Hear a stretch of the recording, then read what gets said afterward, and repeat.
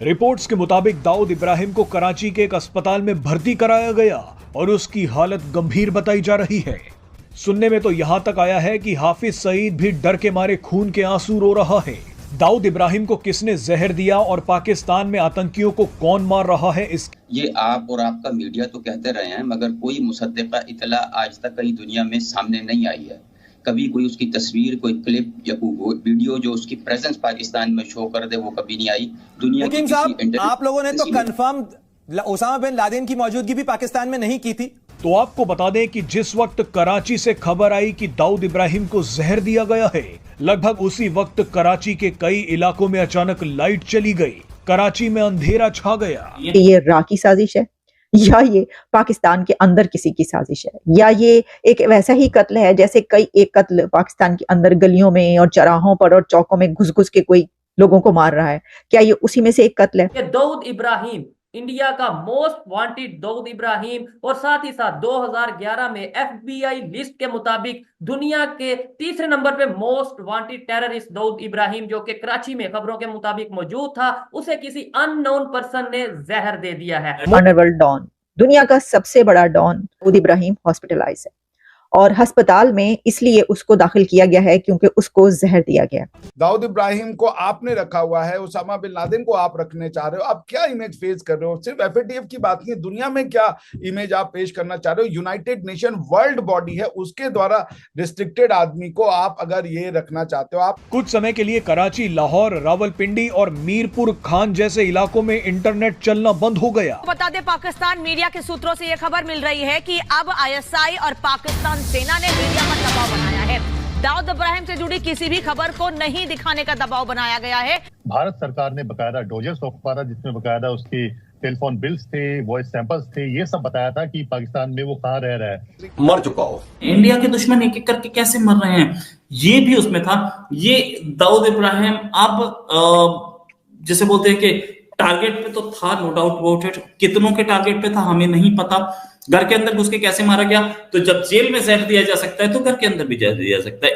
इसमें किसका हाथ है, किसका नहीं है, इसमें बहुत क्लैरिटी। काकर ने कहा कि हम 300 जंगे लड़ेंगे। मैंने कहा वो तो बहुत अच्छे इंसान है, क्योंकि बेनजीर भुट्टो ने कहा था हम 1000 जंगे लड़ेंगे, उन्होंने 700 जंगे कम कर दी। दरअसल पाकिस्तान मीडिया से ही खबर निकलकर सामने आई थी कि पाकिस्तान में ही कराची में अस्पताल में भर्ती है दाऊद इब्राहिम, जिसको जहर दिया गया, उसकी हालत गंभीर बताई जा रही है। पाक सेना और आईएसआई ने मीडिया पर दबाव बनाया है कि दाऊद से जुड़ी खबरें न दिखाएं, यह फरमान जारी किया गया है। ग्रीस में आप बैन है, ईरान ने आपको बैन कर दिया, सऊदिया ने आपको, यूएई ने आपको बैन कर दिया। उसके बाद आज देखिए जॉर्जिया मेलोनी का स्टेटमेंट आया है। जॉर्जिया मेलोनी जी ने आज कहा है कि इस्लाम की जगह इटली में नहीं है। नमस्कार दोस्तों, जैसा कि पाकिस्तान से जो न्यूज़ आ रही है कि जो दाऊद इब्राहिम है, जो डॉन था, उसको किसी ने जहर दे दिया है, अननोन पर्सन ने। वैसे तो अभी तक पाकिस्तान ये कह रहा था कि हम दाऊद इब्राहिम पाकिस्तान में नहीं है, हम उसको नहीं जानते वो कहाँ है, लेकिन अब न्यूज़ आ रही है कि वो पाकिस्तान में उसको किसी ने जहर दे दिया है। और इसी के चलते लेकिन पाकिस्तान वाले कह रहे हैं ये रॉ का काम है, लेकिन जैसे कि पाकिस्तान का तो काम ही है रॉ पे इल्ज़ाम लगाना, इंडिया को नेगेटिव कमेंट्स करना। तो चलिए देखते हैं इस पे पाक मीडिया का क्या रिएक्शन। चलते हैं पाक मीडिया की ओर।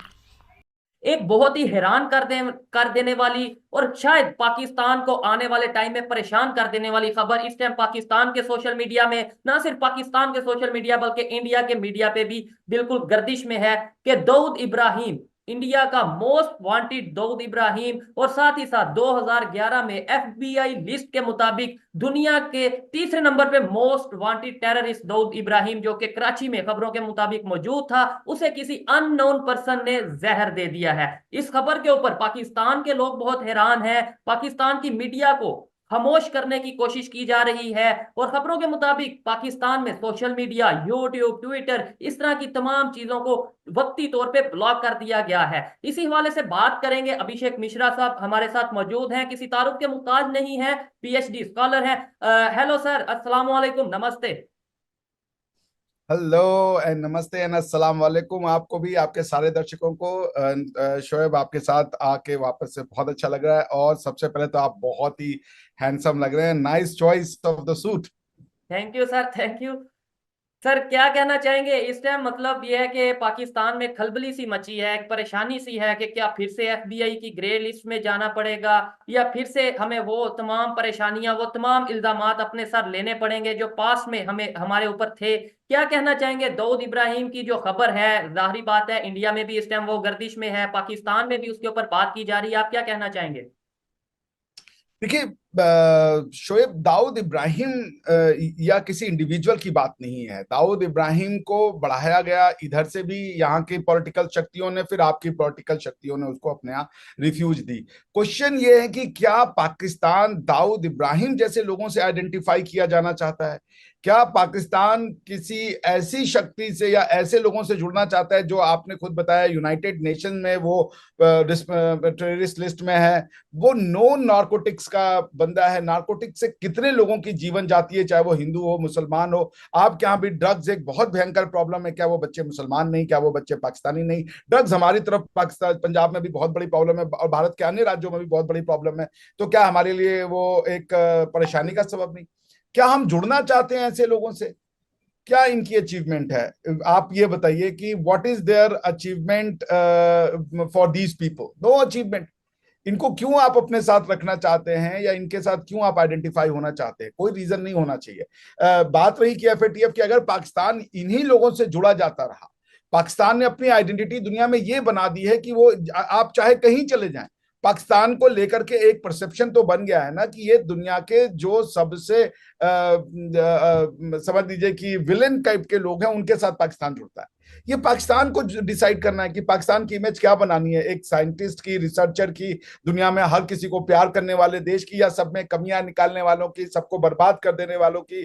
कभी बैठ के यहूदी को गाली देंगे, हिंदू को गाली देंगे, सारी दुनिया को गाली देने की ये आइडेंटिटी बतानी है आपको कि हम इसको तबाह कर देंगे, उसको बम मार देंगे? यहाँ पे मतलब एक अजीब सी मानसिकता या बातचीत चली, इसका कोई बेसिस नहीं है। कौन है दाऊद इब्राहिम? क्या वैल्यू है दाऊद इब्राहिम की कि वो 10 लोगों को मार देगा, डरा धमका लेगा, नार्कोटिक्स का बिजनेस कर लेगा? अगर इससे आप समाज की निर्माण करना चाहते हैं तो पाकिस्तान चूज कर ले।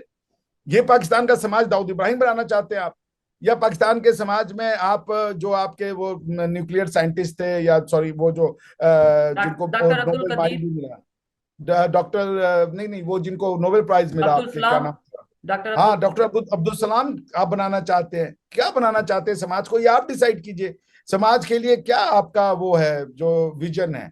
और डॉक्टर अब्दुल सलाम से, सर डॉक्टर अब्दुल सलाम से याद आया कि वो पाकिस्तान के नेशनल थे और पाकिस्तान के लिए मैं ये समझता हूँ कि एक बहुत फख्र का बायस थे, लेकिन उन्हें मरज़ई या उन्हें बहुत से ऐसे मतलब ये है कि उनके ऊपर टैग लगाए गए और उन्हें पाकिस्तान से जाना पड़ा, और मतलब बहुत से ऐसे इश्यूज रहे, उन्हें हम अपना हीरो मानने से इनकार करते रहे। और दूसरी साइड पे दाऊद इब्राहिम जो कि पाकिस्तान का नेशनल नहीं है, फिर भी खबरों के मुताबिक कराची में कई साल मौजूद रहा, अभी भी खबरों के मुताबिक कराची में मौजूद है। यानी ऐसी पर्सनैलिटी जो पूरी दुनिया में इस टाइम बदनाम है, उसे हम अपने यहाँ रखना चाहते हैं। और ऐसी पर्सनैलिटी जिसने साइंस के लिए काम किया, की साजिश है, या ये पाकिस्तान के अंदर किसी की साजिश है, या ये एक वैसा ही कत्ल है जैसे कई एक कत्ल पाकिस्तान के अंदर गलियों में और चौराहों पर और चौकों में घुस घुस के कोई लोगों को मार रहा है? क्या ये उसी में से एक कत्ल है? इस पे हम बाद में आते हैं। दाऊद इब्राहिम मारा जा चुका है, दाऊद इब्राहिम को जहर दिया गया है, जिसमें ये बताया जा रहा है कि अंडरवर्ल्ड डॉन, दुनिया का सबसे बड़ा डॉन दाऊद इब्राहिम इस वक्त इस दुनिया में नहीं है, वो मारा जा चुका है और उसको जहर दिया गया। अब इस खबर की कंफर्मेशन तो हमारे पास कोई नहीं है, लेकिन ये खबरें जो कि 2 दिन से चल रही हैं, पहले 2 दिन से खबरें कुछ इस तरह की चल रही थी कि दाऊद इब्राहिम हॉस्पिटलाइज है और अस्पताल में इसलिए उसको दाखिल किया गया है क्योंकि उसको जहर दिया गया। और फिर इंडियन मीडिया पर ये खबरें भी चलती रही और चल रही हैं कि वो कराची के एक अस्पताल में उसको दाखिल किया गया क्योंकि वो कराची में था और उससे पहले उसको जहर दिया गया, और फिर उसके बाद उसके जो सारे आज़ाद थे वो जब काम करना छोड़ गए तो फिर कल रात को 1 बजे ये खबर मिली कि वो मारा जा चुका है, यानी वो मर चुका है। पहले जरा हम ये देख लें कि ये खबर कहाँ पर है। एक तो ये, जैसा मैंने आपको बताया कि इंडियन मीडिया पे इस वक्त ये खबर वायरल हो रही है। अच्छा, फिर उसी के साथ हमने देखा कि एक जो पॉलिटिकल एनालिस्ट हैं सुमित पीर, जो कि हमारे प्रोग्राम में भी काफी दफा आते रहे, उन्होंने भी एक प्रोग्राम में ये कहा कि उनको कल रात को 1 बजे के करीब ये कंफर्मेशन मिल गई थी, या ये खबरें उन तक पहुंच गई थी कि दाऊद इब्राहिम को अस्पताल में जो है वो मारा जा चुका है, वो मर चुका है और अब वो जिंदा नहीं है दुनिया में, और उससे पहले उसको जो है वो जहर दिया गया, जहर देकर मारा गया। अब उसी के साथ ये भी बताया गया कि जो विकिपीडिया है उसके ऊपर भी खबर अपलोड हो चुकी है, उसके ऊपर ये इंफॉर्मेशन अपडेट कर दी गई है कि दाऊद इब्राहिम की मौत 17 दिसंबर को कराची में हुई है। तो विकिपीडिया आप जानते हैं कि कैसा सोर्स ऑफ इंफॉर्मेशन है कि जब भी आप कोई चीज जब सर्च करेंगे तो उसमें सबसे पहले आपको उस टॉपिक के हवाले से जहां और बहुत सी जगहों पर खबरें मिलेंगी, वहीं पर विकिपीडिया पर भी आपको खबरें सामने आ जाता है सबसे पहले कि जब इसके तो उसमें जब ये बात कही गई, जैसे मैंने आपको बताया कि सुमित पीर इसके ऊपर इज़हार ख्याल कर रहे थे और ये वाली बात जब की गई, तो जब मैंने विकिपीडिया पर जाकर देखा तो वहां पर जिस वक्त मैंने देखा है मेरे सामने तो ऐसे अपडेट नहीं मिल रहा।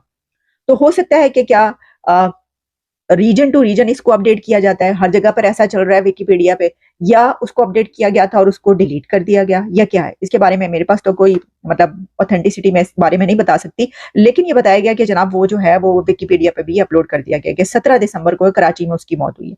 और आप जानते हैं कि उसकी जो पैदाइश है वो 26 दिसंबर 1955 1955 की है। चलें, ये बात तो अपनी जगह पर कि जैसा हमने पहले भी कई मरतबा इसके पर बात की कि भाई ये हो क्या रहा है कि पाकिस्तान के अंदर लोगों को घुस घुस के जो है वो मारा जा रहा है। और कभी ये कहा गया कि ये इराक की साजिश है, ये दूसरे मुल्क की एजेंसी जो हैं उनके गुमाश्ते, उनके लोग जो हैं, उनके एजेंट्स वो गली गली फिर रहे हैं और लोगों को मार रहे हैं। अब ये बात इसलिए कही जाती है क्योंकि जो इस तरह के लोग जो मारे जा रहे हैं या जिनकी खबरें आती हैं ऐसी, उन सब का ताल्लुक कहीं ना कहीं से ताने बाने जो जाके जुड़ते हैं उन दहशतगर्दी के हमलों से जो कि इंडिया पर किए गए। अब दाऊद इब्राहिम का जो नाम है वो आप जानते हैं कि मुंबई हमले जो हैं उसके जो मास्टरमाइंड कहा जाता है, जो सबसे ज्यादा नाम लिया जाता है वो दाऊद इब्राहिम का। असर सिर्फ यही नहीं बल्कि दाऊद इब्राहिम का नाम तो और बहुत सारे ऐसी चीजों में लिया जाता है। और ये भी बात याद रखिएगा कि दाऊद इब्राहिम इंडिया और अमेरिका की तरफ से डिक्लेयर्ड दहशतगर्द है, डिक्लेयर टेररिस्ट है वो। और उसके ऊपर मेरा ख्याल है कि 25 मिलियन डॉलर्स का बाउंटी भी है, वो भी रखा गया, इनाम रखा गया कि जो भी बताएगा कहां पर और कैसे है। वैसे तो ये बड़ा अच्छा मौका था, अगर कोई वहां पर था तो फौरी तौर पर, पैसों की जरूरत तो है ही बहुत ज्यादा, तो फौरी तौर पर उसको पकड़ा के जो कहते ले आओ फड़ाओ सानू 25 मिलियन डॉलर फड़ाई, LNG हमने दे दिया। वो देखिए जब वो बिन लादेन को पकड़ा गया था ना अब्दाबाद से, तो उसके मुतालिक ये कहा गया था कि जनाब बिन लादेन की जो मुखबरी हुई है और किसी ने पैसे लेके मुखबरी की है। तो आपको पता है वो कौन साहब थे? वो एक कर्नल साहब थे जो कि अब कहा जाता है कि सैन डिएगो में बड़ी आलीशान किस्म की जो है वो जिंदगी गुजारे। कहा नहीं जाता, ये तो जब एबटाबाद कमीशन रिपोर्ट है सब कुछ सामने आया उसमें, और फिर जो किताब हमने उसके ऊपर भी बात की, तोरा बोरा के हवाले से पूरा एक चैप्टर है उसके अंदर, जो कि जो जनरल शुजा बादशाह थे उनके भाई जो हैं उन्होंने जो वो किताब लिखी, उसके अंदर ही पूरा चैप्टर है कि कैसे वो कर्नल साहब जो थे उन्होंने वो पैसे लिए